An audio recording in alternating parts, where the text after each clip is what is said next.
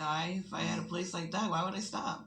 Fentanyl is impacting every corner of the country. On January 15th in the neighboring Hartford, Connecticut, a 13-year-old boy overdosed and died in a school bathroom.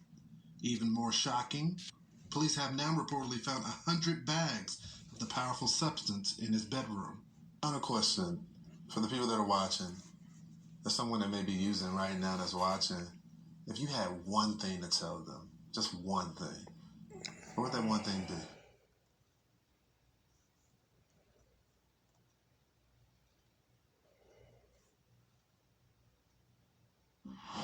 Welcome back. On this show, we're committed to bringing you the important stories impacting the nation and also providing solutions. This week, as part of our journey together cross country, I traveled to Massachusetts where I met a young woman who is coming forward to share her story on addiction and survival. It involves the deadliest drug in America today and is impacting Americans in each and every state. It's called fentanyl. Brittany's story began sadly like so many other Americans, a progression of addiction. Tonight, she tells that story in the hopes that it will save lives. All right, Brittany, thanks for doing this. Tell me, when was the first time you got high? I was 13. I started off with just weed, actually. So that's how it started off. I didn't like it, though. I automatically got like a huge panic attack. Everybody was telling me to like run in circles, told me it would get better, so I did, and I like freaked out. And then when I was 14, I tried Vicodin, and this was in 2007. But I really liked how it made me feel. But I had no idea what was going to happen after that. So you went from weed to the pills, and then you have your first encounter with fentanyl. Yeah, so I went to treatment when I was 18 years old for benzos, like Xanax, and opiates in general. But when I got out, I learned about all the other drugs, like IV, like ways to use it. So 18 and a half to 19, that's when I started. I don't think I knew it was fentanyl in the beginning, but as I was more into it, I knew that I was definitely injecting fentanyl. And that was good. That's what I wanted. Today in America, fentanyl overdoses have skyrocketed. Shockingly, the deadly substance killed more Americans in the country than car accidents. Last week, Texas Governor Greg Abbott issued this warning to the nation and called out the president. The leading cause of death of our fellow Americans ages 18 to 45 is fentanyl. And President Biden is doing nothing to address that fentanyl problem. So you've been in some dangerous situations. Can you tell me a couple? Yeah, so when I was living in South Florida, I went to a motel to get drugs because that was the normal thing to do for me. And I went up the stairs and I got tricked by a group of drug dealers. They told me they had them, but they didn't have it, and they locked the door. So I had to make up a lie to get out of the room. When I got out of the room, I didn't realize that there were actually 10 or 15 of them. They all came out from different sides of the hotel. How did you get away? I just ran. I ran, but they kept looking for me. That was the problem. And I went to a Wendy's. I had to ask the manager to let me in so I could hide in the bathroom. So you finally reached this breaking point. What is the breaking point? Well, the breaking point, I was 10 weeks pregnant with my first child, and I overdosed. What was that day like for you? I just knew that, honestly, I knew I was going to start feeling her kick soon, and that scared me. Because then it was going to be real. That was it for you. Why? And I just didn't want to do that to my own child.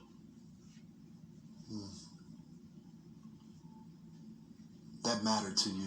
Yeah. It's okay. It's okay. It's okay. Walk me through that. You feel that kick, and your next move is? I actually went to a clinic, which I swore I would never do, but I tried everything. I actually had to go on medication to come off of it. What sort of medication? Methadone.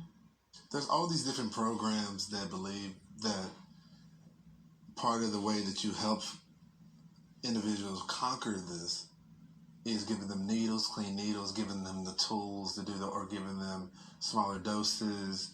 What do you think about those different programs? Is that really helping? No, I don't. Why?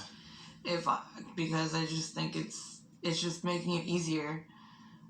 Because if I didn't overdose and I was pregnant with my daughter, I could just go to a facility and shoot up. I wouldn't have stopped. I remember I said I was afraid I was going to die. If I had a place like that, why would I stop? Fentanyl is impacting every corner of the country. On January 15th in the neighboring Hartford, Connecticut, a 13-year-old boy overdosed and died in a school bathroom. Even more shocking, police have now reportedly found 100 bags of the powerful substance in his bedroom. Final question for the people that are watching, there's someone that may be using right now that's watching.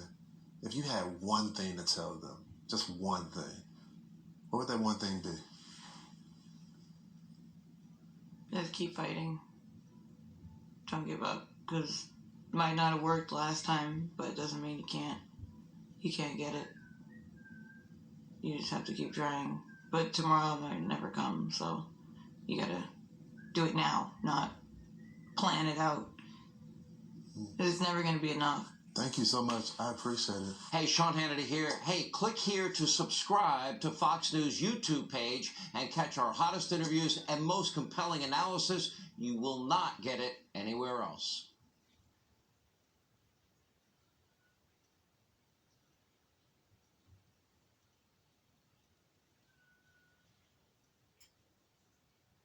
That was squad member Congresswoman Ilhan Omar calling to dismantle Minneapolis Police Department while her city was still reeling and still is from a drastic increase in violent crime.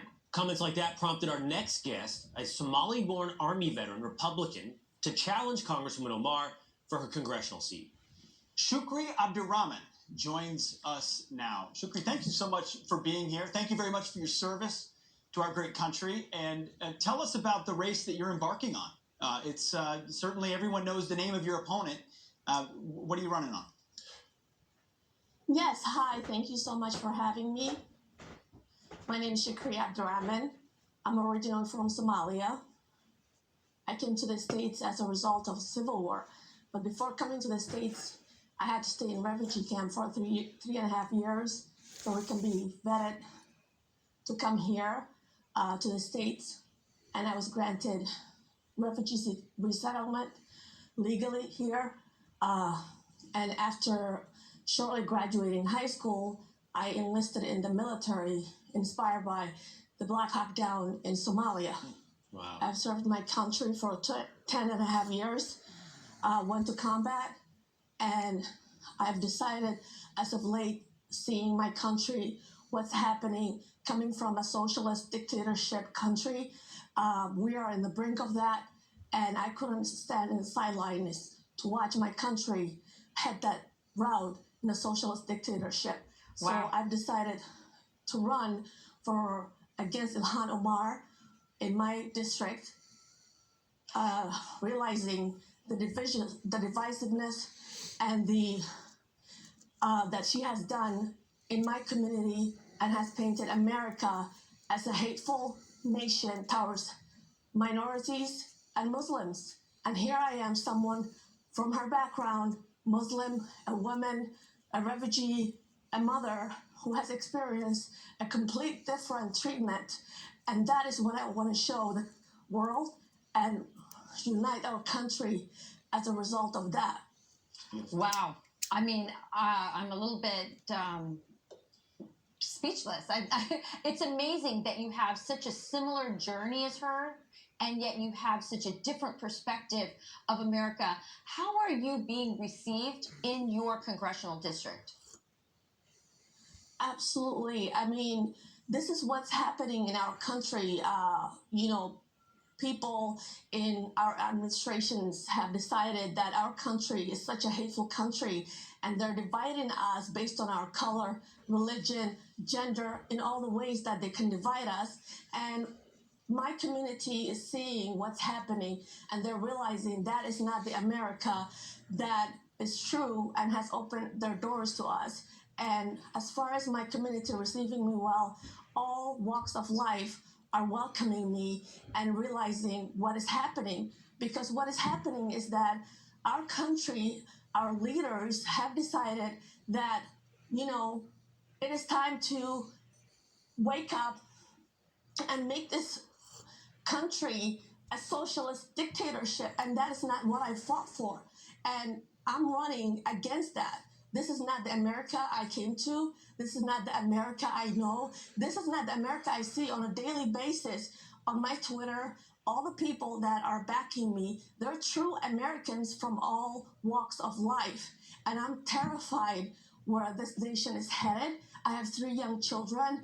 I see daily the youth in my community that have fallen into drugs, crime, neglect, failed school system, and they're just idle and nobody is representing them. They have voted for this representative, trusted her to represent their needs. Half of the time, she is advocating for other nations' problems, their safety, and she has forgotten the very people that have voted her to represent their needs. And it is a disgrace, disservice, and she has failed her oath and complete negligence in what she's supposed to do for these citizens. Shukri, just to follow up on what Rachel asked you, immigrant communities are fascinating communities because they have the direct firsthand knowledge of other countries they left. The Cuban American population in the United States of America is a great example of that. Always on guard against socialism because they came from socialism. You sound similar. But to follow up with what Rachel said, your community in Minnesota, a community of immigrants, do they feel like you or do they feel like Ilhan Omar? No, absolutely. That is the thing. They completely feel what I'm feeling. Ilhan Omar is misrepresenting the minorities, the immigrants, and my community. And that is what I'm running against. Show America that we're not all like her. There are people like me, and many of us like me. Phenomenal. What a message of gratitude. What a message of perspective. Instead of grievance, it's gratitude, and you're stepping up and you're doing something about it. Shukri, if your viewers wanted to support you, do you have a campaign website or something we can refer them to? I do. It is simply SHU at ShuForCongress.com. ShuForCongress.com. And if I just might add and remind the people of America, 2022 comes and 2024 comes. I want you to remember that you have the power to replace these people that you are not happy with, that have trampled your freedoms continuously. So yeah, but we don't have time. And remember to vote. We're out of time, unfortunately.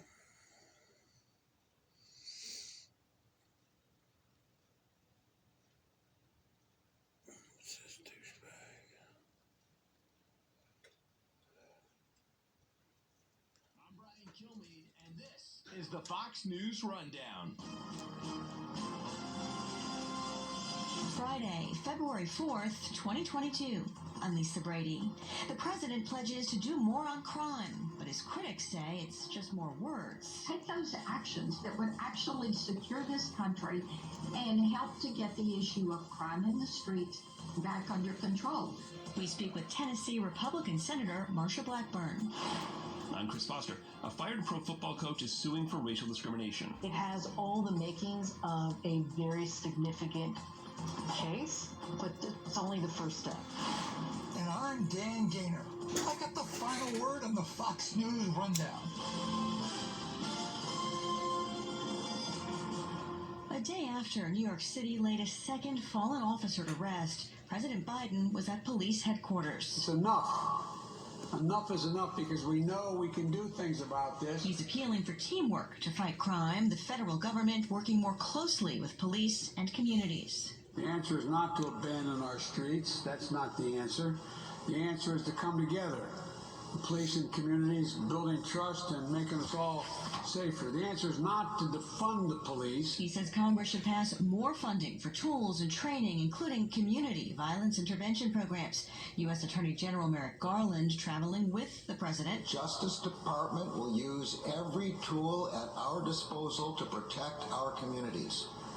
We will hold perpetrators of violent crime and gun violence accountable. But they did not address concern about bail reform or some local prosecutors around the country accused of being soft on crime. New York Mayor Eric Adams, who met with the president Thursday, is also placing a heavy emphasis on gun violence and the trafficking of illegal guns between states, saying earlier this week when an off-duty officer was shot and injured. The overproliferation of guns, ready to use them on individuals in blue uniforms or blue jeans. They don't care. But he has also condemned the recent release on bond of a repeat offender accused of shooting at a police officer. One of the things that I really think gets lost on the president and some of those on the left. Tennessee Republican Senator Marsha Blackburn.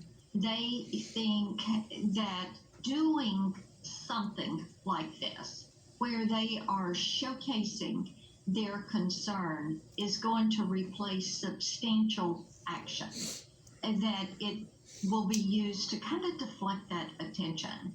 But I really think they're misreading the American people, especially a lot of security moms who are out there. They're going to look at this and they're going to see the president very lenient. You have these organizations that are affiliated with cartels and gangs that are headquartering there because they know law enforcement is going to be more lenient. Is border security something that your constituents in Tennessee come to you with as a concern? I hear it every single weekend when I am home and working and talking with Tennesseans. They see the connection between an open border and the drugs that are in the streets. You know, and we've got great law enforcement officers in Tennessee that are working so hard. And one of my sheriffs last week made a comment. He said, Marsha, you know, we used to apprehend drugs and we would count it up in grams or ounces. He said, today, when we do these apprehensions, they're in pounds. And they know that there's more drugs coming across the border.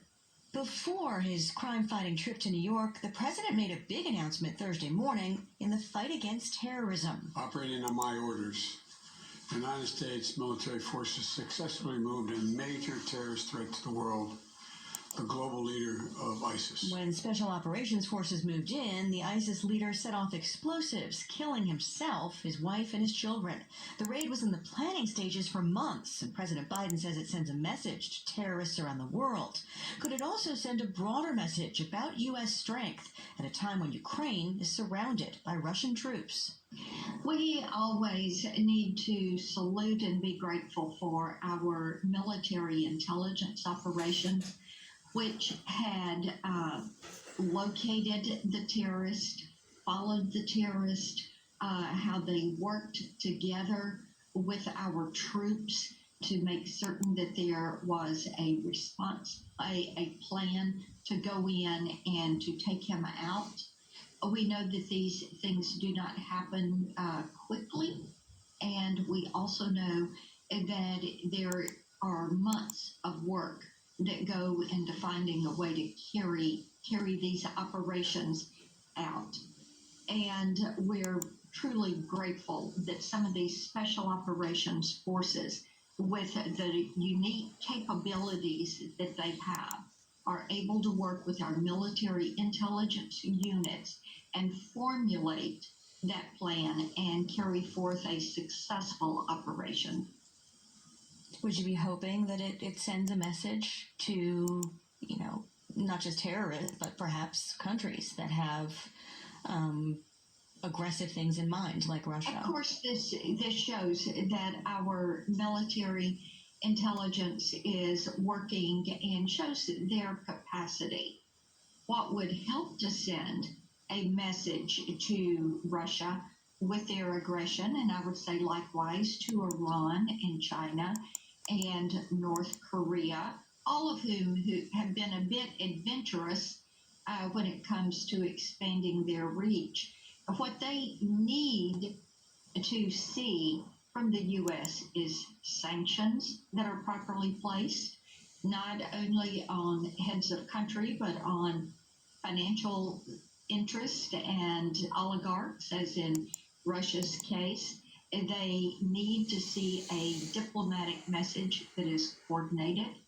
When you have weakness or rudderlessness that is forecast in the statements that we make, it does not do our country and the cause of freedom well. The Winter Olympics underway now in Beijing. You've written that we're not just enabling, but participating in evil by endorsing the Chinese Communist Party's veneer of diplomacy with these games. Who are you hoping hears that message? When you look at what the Chinese Communist Party is doing to the Chinese people, it is horrific. And you can go in and look at what is happening in Hong Kong, what has been happening in Tibet, to the Tibetans, to the Mongolians. You look at the genocide that is being carried out against the Uyghurs. And what you know is the Chinese Communist Party and their leadership do not care or hold in high regard the people that make up that country. And then as you look at the way they're bullying Taiwan with their threats, the way they are planning during the Olympics to have a meeting between Xi Jinping and Vladimir Putin and discuss security issues. This is something that should give everyone a reason to be apprehensive about what these countries, I call them the axis of evil, new axis of evil, with Russia and China and Iran and North Korea. I would hope that our allies will look at this and will help us stand against this Russian invasion into Ukraine. I would hope that it would help our allies have strength to push back on China. And I hope that that we have people here who've been soft on China who will look at this and say, now is a time for the U.S. to show our strength and our leadership in preserving the cause of liberty. The president is working on his first Supreme Court pick, and you'll be part of those eventual confirmation hearings as a member of the Senate Judiciary Committee. There has been some debate about his pledge to choose a black woman. The White House points out President Reagan made the pledge to choose the court's first woman, and he did, Sandra Day O'Connor. Do you have any concerns about the president's pledge or the fact that there's an issue made about any criticism of it?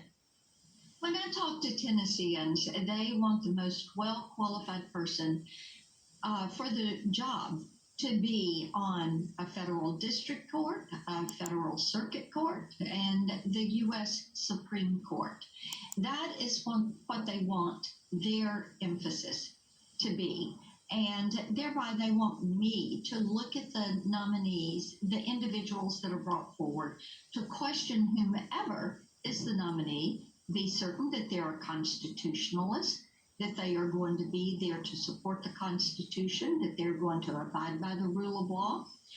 Tennesseans do not want to see activists on the courts. They don't want an activist judiciary that is trying to render rulings and opinions and decisions based on what they would like the law to be, but they want them to give those rulings and opinions and decisions based on the law as written and based on the Constitution as written. Tennessee Republican Senator Marsha Blackburn, thanks so much for your time. Thank you.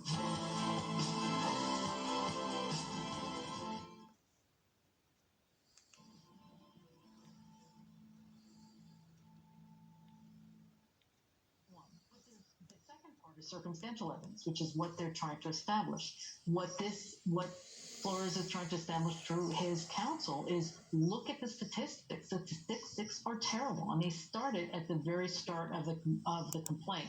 They start by saying there's only one of the NFL 32 teams employs a black head coach. There's only 4 of the NFL 32 teams employs a black offensive coordinator. Only 11 of the NFL teams has a black defensive coordinator. So it goes on and on about these statistics, but statistics are not the end-all and fall for any of this. You have to peel back the third part of the analysis, is which the defense will start to establish. These are Mineral Street videos. There's one going up that way. There's one going that way. There's another one going that way. And they're all opening up. Flores is claiming that he had a couple interviews where he was essentially brought in as a token to fulfill that minimal requirement with the New York Giants and the Denver Broncos. The Giants, there's this text message that's mentioned in the lawsuit. Do you want to explain? And what I'm showing you is the true creator's work can be seen not only in the mineral streets, what you call clouds, or geoengineering, or chemtrails, or ice crystals, or anywhere else, but it can be seen in the rocks, the stones, the trees, the waters, the ice, the moon. You can see the same imagery everywhere. That's how you know the feline, canine, rodent, ape, human, and beast are all one. You'll see them as one. You'll notice that they're all connected.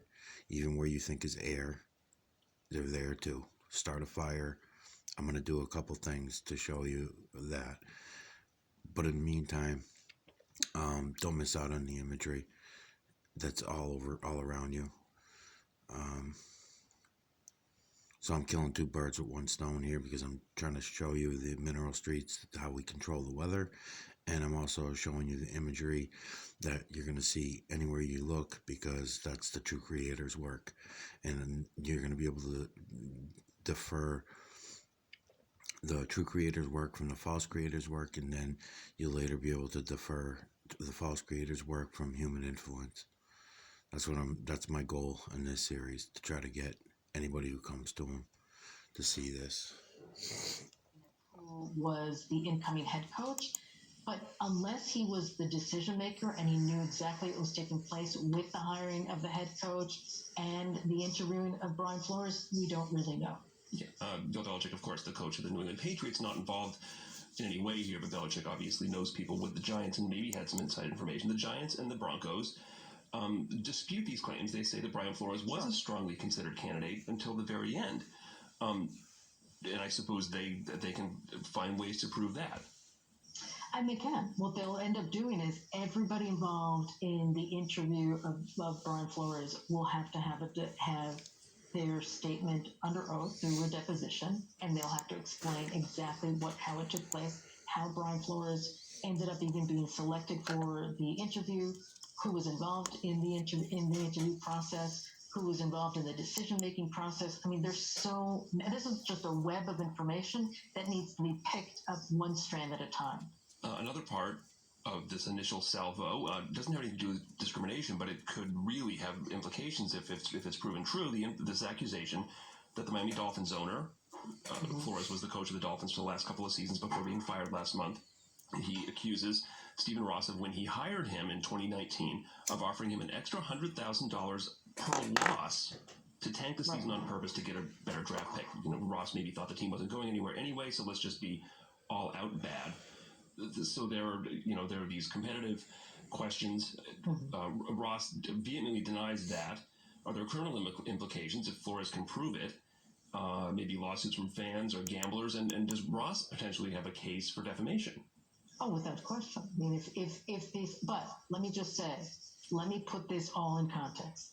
If all the accusations about this $100,000 alleged payoff exist only in this complaint, there is what's called a qualified privilege. So therefore, Steve Ross does not have a defamation case, because the allegations of this payment only reside within the body of the complaint.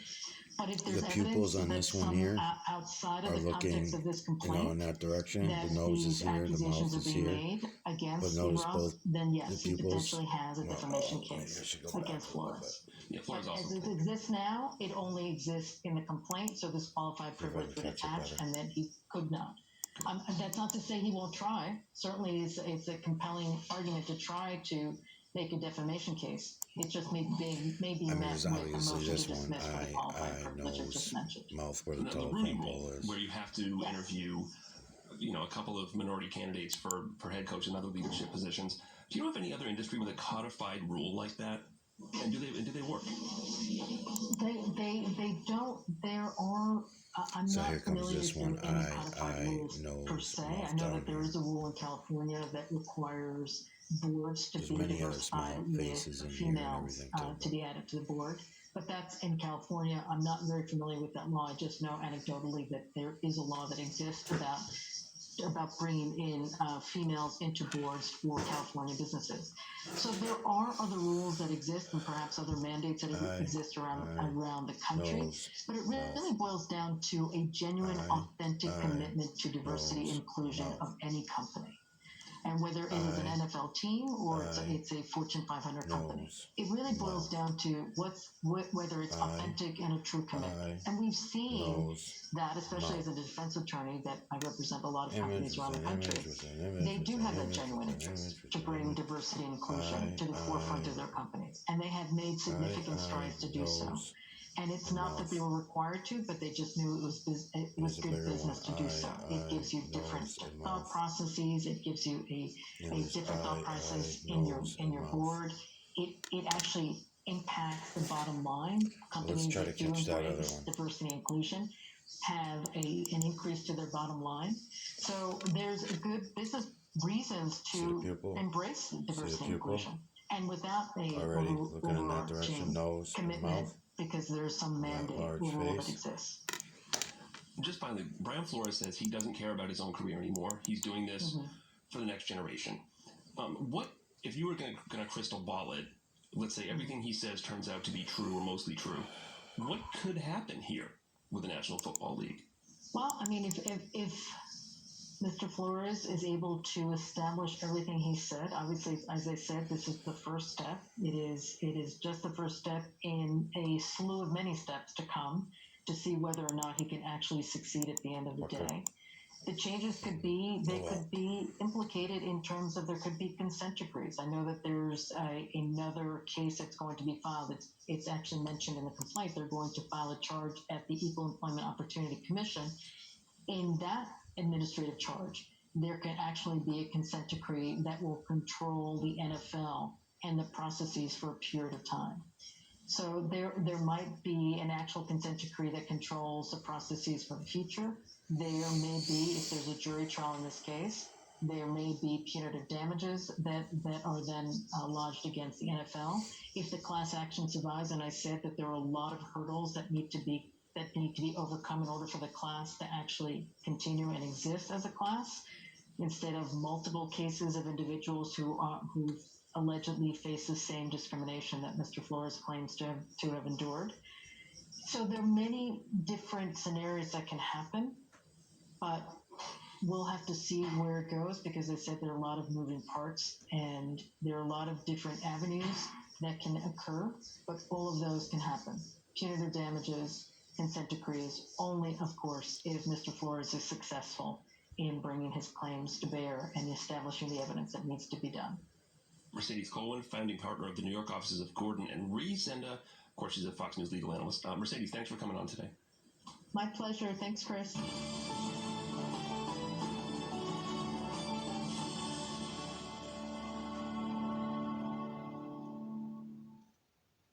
Getting Schooled is a podcast hosted by Fox Nation's Abby Hornacek. Each week, Abby and her expert guests tackle topics we take for granted and help explain the roots and meanings behind them. Subscribe and listen now by going to foxnewspodcasts.com. America is listening to Fox News.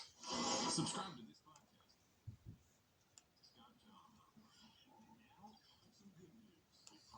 Powers.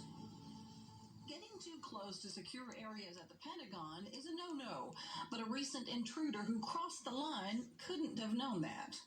A loose hen was found one morning this week near the Department of Defense headquarters, and the Animal Welfare League of Arlington, Virginia posted about the incident on social media. They weren't at liberty to say exactly where the hen, a Rhode Island red with brown feathers and a red comb, was found, but they could only say it was at a security checkpoint. It's also not clear just how the chicken got there in the first place. The bird was described as sweet and nervous and did allow some people to pet her. She's even been given a name, Henny Penny, the same moniker of the chicken that thinks the sky is falling in the folktale. Penny is doing okay now. She was adopted by an Animal League staff member who has a farm in Western Virginia. The group couldn't resist a little humor in their social media posts, saying, quote, apparently the answer to why did the chicken cross the road is to get to the Pentagon. You knew that was coming, right? Tanya J. Powers, Fox News.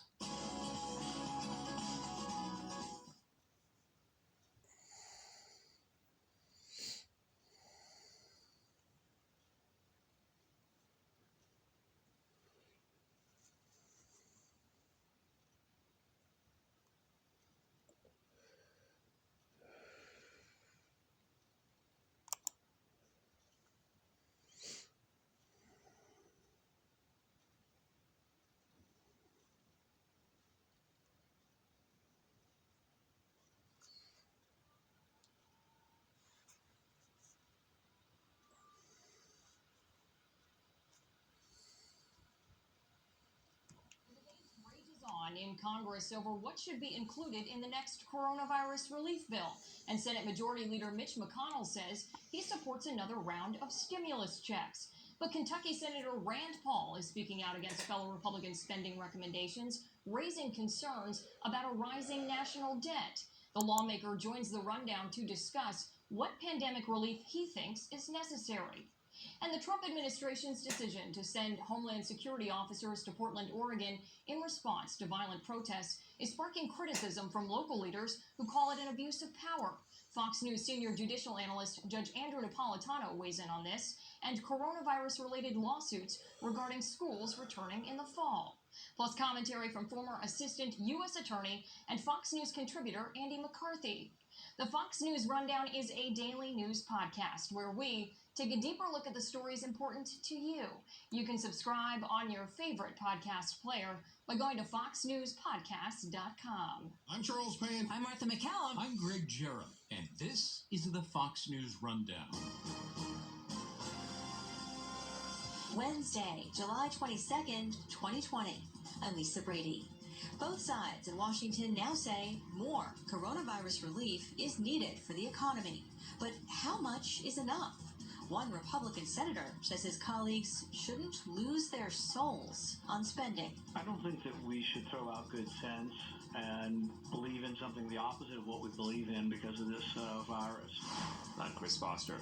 About federal troops in Portland, Oregon, and President Trump threatening deployments in more cities, Fox News senior judicial analyst Judge Andrew Napolitano says the federal government cannot deploy any force other than on its own property, and certainly can't deploy forces for domestic law enforcement without the express request of the governor.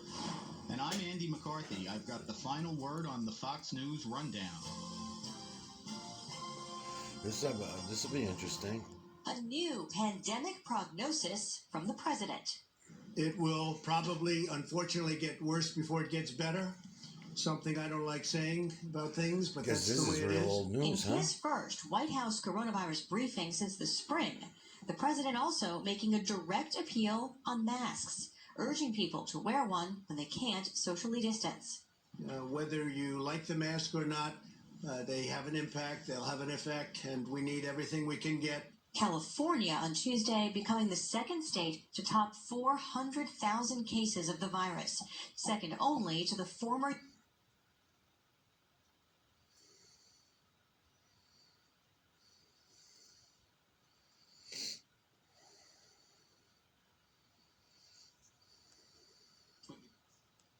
CNN. In 9 years as the network's president, Jeff Zucker transformed CNN from a boring, left-of-center news outlet to a still boring, totally, completely, utterly dishonest, lying, anti-Trump, Fox-obsessed arm of the Democratic Party. Now Zucker's out. Bye-bye. Anyway, in a statement, he claims his resignation is because of a consensual relationship with another executive that he did not properly disclose. Okay? Let me be blunt. I'm sorry. I'm not buying that for 1 second. Now, mark my words, the real story will come out one day and probably sooner than later. To me, this statement, like some of the other things of fake news CNN, it's total BS or total B-Schiff, Adam Schiff. Anyway, this statement, like so many other things of fake news CNN, it's just not real. Zucker's relationship, okay, the whole world of media knew about this for years. It was not a secret. People from all across multiple networks, they have been talking about it for years. And remember, Mean Girl, Katie Couric, wrote all about it in her book published last year. So when Jeff Zucker's personal stenographer, Humpty the Dumpty, tweeted that CNN was stunned, Humpty was obviously lying. And as a final act of deep obedience as Zucker's stenographer, Humpty Dumpty has been spewing pro-Zucker propaganda all day. Now, we'll likely know a lot more in the days ahead, but his girlfriend at CNN, and it should, again, as pointed out, it was a consensual relationship between them. Well, she formerly served, this is where it gets interesting, as the communications director for, that's right, former New York Governor Andrew Cuomo several years ago. Now, it gets more interesting. Andrew's brother, former CNN host Chris Cuomo, is, according to numerous sources I have sources everywhere, they are preparing a lawsuit related to his own dismissal. And by the way, preservation notices have already been sent. Now, it would appear that the Cuomos know a lot about Jeff Zucker and the unethical practices and the double standards taking place at the so-called Facts First network. Now, my best guess is Jeff Zucker, I bet he's completely in the loop as it relates to Chris and Andrew Cuomo. And to what extent, time will tell. My prediction is Chris Cuomo is going to get his full contract paid out. They said they fired him for cause. And my other bet is he'll likely get a lot more money before all of this is said and done. But the problem is, look at poor Humpty Dumpty. He seems very, very nervous. Take a look. Is the Chris Cuomo reference. Cuomo was fired in December, and he is not going out quietly. He was fired, and there were reports that he wasn't going to get paid the millions of dollars that were going to be on the remainder of his contract. So as a source said to me earlier today, he was trying to burn the... Humpty Dumpty, well, we don't call for firings, but I'd be prepared for one. Now, journalists of fake news, CNN, MSDNC, every other left-wing network, we don't call for these people to be fired. We don't call for censorship. I never have. I'm never going to. We don't call for boycotts either. I've explained why many times. You don't like what CNN is putting out there on the channel? Don't watch it. Change the channel. Please watch us. It's that simple. In fact, most Americans already on their own have changed the channel because almost nobody watches fake news CNN. I think the ratings are lower now than 9 years ago when Zucker took over. Now, their few remaining viewers are probably stuck in an airport if you want to know the truth. That's the great thing about freedom and individualism. And this is important because some of you get mad at me that I don't call for firings and boycotts and cancellations. You get to make the decision based on what's right for you. You don't need to control what your neighbor is watching or what they're eating or what they're celebrating or what they're wearing. You know, when people get mad at me because I don't support cancel culture, boycotts, and firings, you know, now you know why. And it's a simple answer. It's one word. It's Mel Gibson in Braveheart. Freedom. Freedom to decide what to watch. Freedom to listen to what you want to listen to. Freedom to eat what you want, maybe too much. Freedom to eat healthy. Freedom to choose your program. Whatever they want to program you, you got millions of programs to choose from. So you just pick what program you want. Advice, talk to your doctor. It could be a matter of life and death, but ultimately, but if you choose to take none of the programs, you decide that. That's when you got a problem. This brings us now to Whoopi Goldberg. Now, she said the Holocaust was about evil and man's inhumanity to man. Well, on that point, she was right. It's hard for good people to imagine such horrific evil. 6 million plus Jewish people were slaughtered, murdered by Hitler and the Nazis. I wrote a whole book, Deliver Us from Evil. And also, it was about an evil plan, about a master race. On the latter, she was wrong. I am and always will be, if you're a longtime watcher, the viewer of this show and listener to my radio program, There's no stronger. I just don't get it. I mean, we've had way more to not just killing our own babies doing abortions, right? Just abortions alone, we've killed more than that, more than 6 million since we started Roe versus Wade, right? So we all stand by and watch that. You know, I don't get it. You do, don't quit, because I personally believe, having known her, Because it's Whoopi's not like based a on race. peace, love, and Just don't make happiness any person. sense. Live and let live. I know, because I've met her. But I believe her apology is sincere. Now, I might be wrong. Time may prove me wrong. Time will tell. And I bet a lot of money that she will never say anything like this again. So why are so many people out there, unwilling? And you might want to say, it's a woman's choice or whatever, and make a lot of different cases for abortions to be acceptable. But my point is that it was all programming. We were all programmed to think that that was acceptable. We had to fight our mirror neuron in order to all look away from what was happening right in front of our own faces.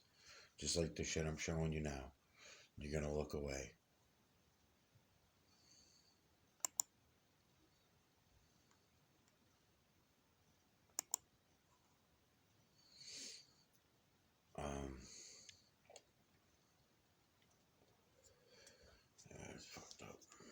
Trying to get us fired, boycotted, and canceled every single day. It's been 33 years of my life living with this.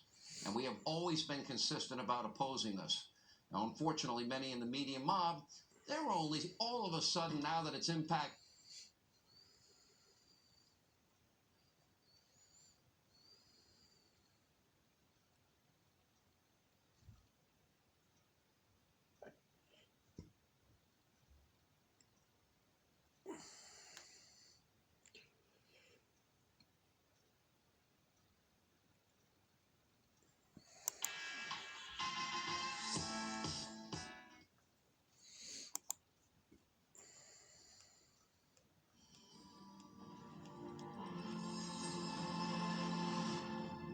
My name is Laura Ingram. I've been at Fox News for 20 years.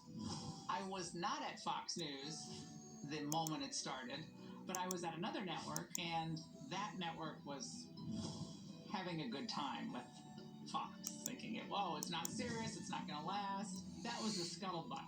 And in the beginning, you think you're with the cool network. And then as time went on, I started watching it, and I said, that Hannity is really good. The other shows, this Fox and Friends, something's going on here. And it became pretty apparent to me pretty quickly that it did not have an identity crisis, which a lot of the other outlets had. Fox knew what it Mm-hmm.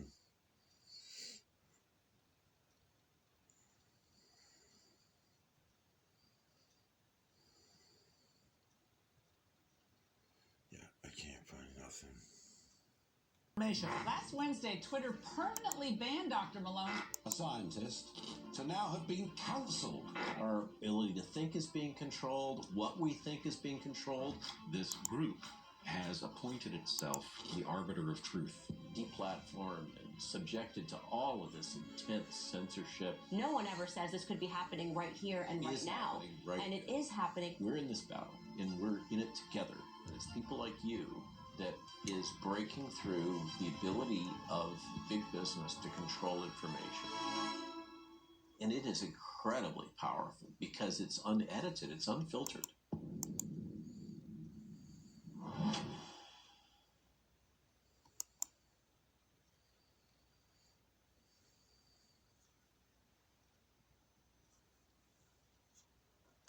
VP Kamala Harris passing the buck on her border czar responsibilities. Fox News contributor Laura Trump joins us now. Laura, good morning. Thank you for taking time on Friday.